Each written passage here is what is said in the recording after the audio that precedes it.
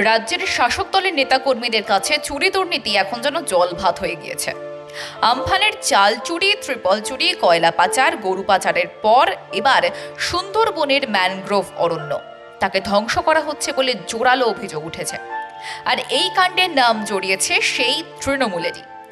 গাছ কাটো আর কাটমানি পকেটে নাও, এটাই যেন তৃণমূলের প্রধান কাজ। দক্ষিণ 24 পরগনার রায়দিঘি এলাকায় রীতিমতো দিনে দুপুরে সরকারি মদতে অবৈধভাবে জঙ্গল কেটে ভেড়ি নির্মাণের কাজ চালাচ্ছে শাসক দলের দুষ্কৃতীরা। এই কাজে প্রত্যক্ষ মদত দিচ্ছেন সরকারি আধিকারিকরাও, ঠিক এমনটাই অভিযোগ এলাকাবাসীর। সব জেনেও প্রশাসন নির্বিকার। সাধারণ মানুষের আশঙ্কা, সমুদ্র উপকূল অচিরেই ধ্বংস হয়ে যাবে।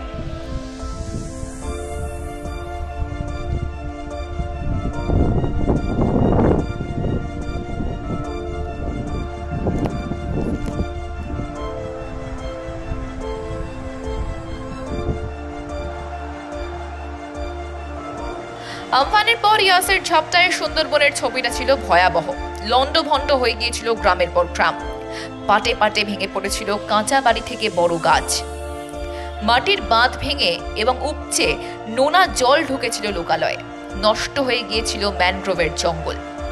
ফলে আরো বেশি করে গাছ ও ম্যানগ্রোভ লাগানোর জন্য বন দপ্তর সহ জেলা প্রশাসনকে নির্দেশ দিয়েছিলেন রাজ্যের মুখ্যমন্ত্রী মমতা বন্দ্যোপাধ্যায়। কিন্তু এবার এলাকার মানুষ অভিযোগ করছেন খোদ মমতার দলের নেতাকর্মীরাই অবৈধভাবে গাছ কেটে ভেড়ি নির্মাণ করে প্রাকৃতিক ভারসাম্য নষ্ট করে চলেছে।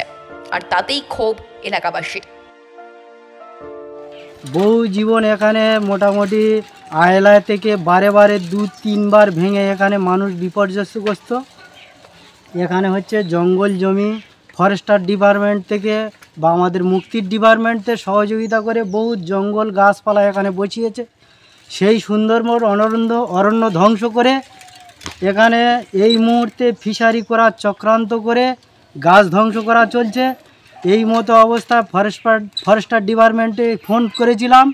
ওরা বলেছে যে আপনারা লিখিত আকারে দরখাস্ত দিন। আমি বলেছি যে ফোন করছি, জঙ্গল কাটা হয়ে গেলে তারপরে দরখাস্ত দিতে তারপরে কি আপনারা আসবেন। এই মতো বলা সত্ত্বেও ওরা এ পর্যন্ত কোনো কিছু করেনি। সুন্দরবন এলাকার বাইন, তরান, গরান, বানি, আল, কেওড়া, বাবলা ও গেও প্রজাতির দামি দামি ম্যানগ্রোভ অরণ্য নির্বিচারে কাটা হয়েছে।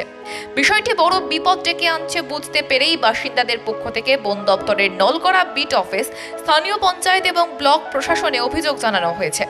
কিন্তু প্রশাসনের তাতে কোনো রকম ভ্রুক্ষেপ নেই বলে অভিযোগ। ভালোই জঙ্গল হয়েছে, কিন্তু এখন দেখা যাচ্ছে কালকে থেকে এই জঙ্গলটা ফের কাটা শুরু হয়েছে।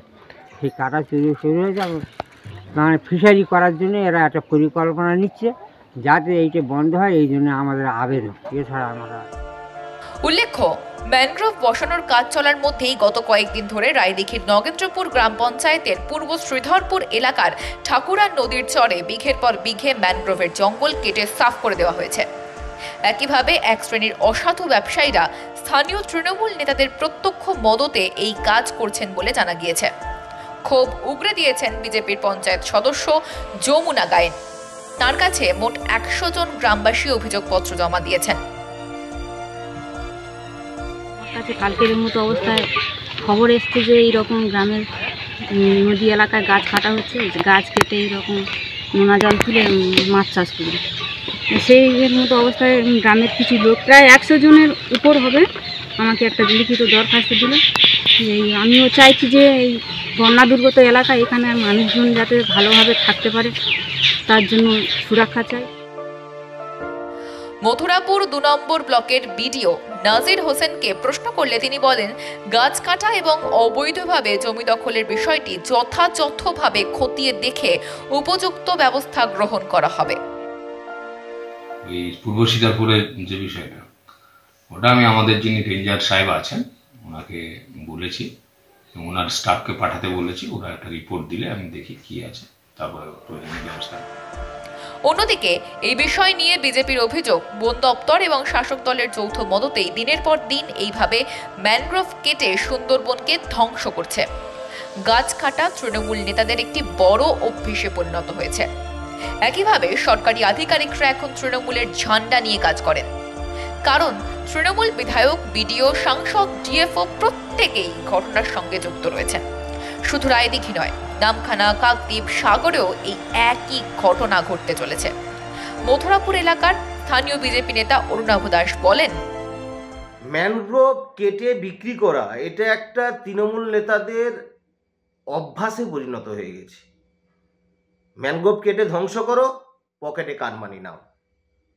আর এর সঙ্গে যুক্ত আছে প্রশাসন, তৃণমূলের এমএলএ, নেতা, মন্ত্রী সহ ডিস্ট্রিক্ট ফরেস্ট অফিসার অর্থাৎ ডিএফওরা। নাহলে স্পর্ধা কি করে হয়?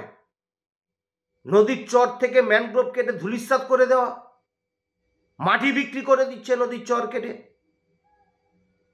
এর ফলে বর্ষাকালে কি হচ্ছে? নদী বাঁধগুলো প্লাবিত হয়ে চলে যাচ্ছে। শুধু আজকে রায়দিঘিতে নয়, আপনি সাগর, কাকদ্বীপ, নামখানা, পাথর এগুলোই দেখুন, একই রকম চিত্র। আমাদের এই সাগরে কিছুদিনের আগের ঘটনা, সুন্দরবন উন্নয়ন মন্ত্রী ম্যানগ্রোভ লাগিয়েছিলেন, আর সেই নদীর চর কেটে ফাঁকা করে দিচ্ছে কন্ট্রাক্টররা। মন্ত্রী ঘুমোচ্ছেন, ফরেস্ট অফিসাররা ঘুমোচ্ছেন, প্রশাসন নীরব। সব তৃণমূল নেতা, প্রশাসন আর এই ফরেস্টার অফিসার, এদের একটা চক্র মিলিতভাবে আজকের এই সুন্দরবনটাকে শেষ করার জন্য উঠে পড়ে লেগেছে। আর রায়দিঘির এরকম ঘটনা দিবালোকে হচ্ছে, প্রশাসন নীরব, তৃণমূল নেতারা নীরব। কারণ এদের পকেটে মোটা মোটা কাটমানি আসছে।